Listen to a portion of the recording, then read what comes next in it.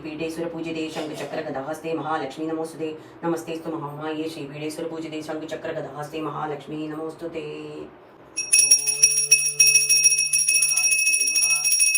शक्ति के रूपिणी श्री महालक्ष्मी नमः ओम समर्पयामि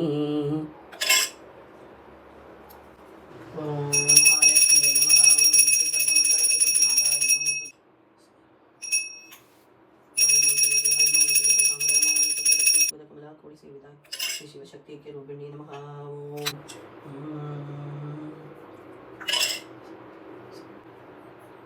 पुष्पं समर्पयामि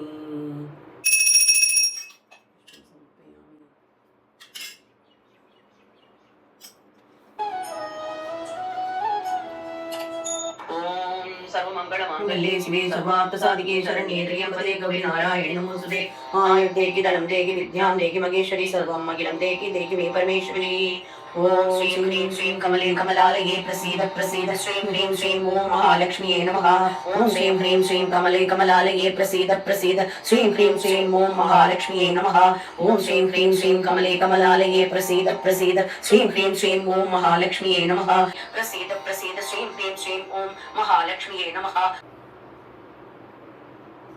தன சங்கல்பதாராகும் அதே மாதிரி எத்தனை பேர் பிரார்த்தனை வச்சிருக்காளோ அத்தனை பேரோட பிரார்த்தனையும் சுவாமி நிறைவேற்றி கொடுக்கணும். அவளுக்கு க்ஷேம வீர தைரிய ஆயுள் ஆரோக்கிய சகலவிதமான சம்பத்தும் சந்தோஷமும் அவ என்னெல்லாம் நினைக்கிறாளோ அத்தனை விஷயங்களும் அவ விருப்பப்படியே நிறைவேற்றி கொடுக்கணும் சுவாமி.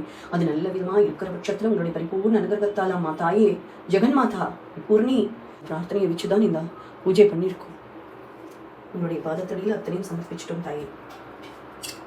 நீங்க தான் பரபிரம்மம், எல்லா விஷயங்களுக்கும் ஆதாரம் நீங்க தான். உங்களுடைய சொல்படிதான் இந்த பூஜையை நடந்துட்டு இருக்கு. எந்த விதமான தடங்களோ பிரச்சனைகளோ வராம கேட்டுட்டா அத்தனை பேருக்கும் அவ விருப்பப்படியான வாழ்க்கையும் சந்தோஷமும் நீங்க கொடுக்கணும். என்னெல்லாம் வேண்டுதல் வச்சிருக்காளோ அத்தனையும் நீங்க நிறைவேற்றி கொடுக்கணும். அத்தனையும் அந்த பிரார்த்தனையெல்லாம் உங்களுடைய பாதத்தடியில நாங்க வச்சுட்டோம். அம்மா தாயே பரதேவதா, அம்மா ஜெகத்காரிணி, நீ இல்லைன்னா அந்த லோகத்துல ஏதும் இல்லை அப்படின்னு சொல்லிட்டு இருக்கா.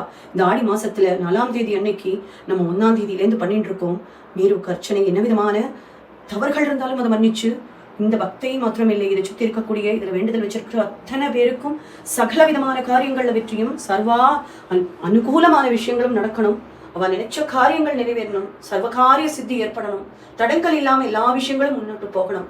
உடல்நிலை சரியில்லாதவாளுக்கு கண்டிப்பா அதுல இருந்து பரிபூர்ண குணம் ஏற்பட்டு சகல விதமான நன்மையும் நடக்கணும்.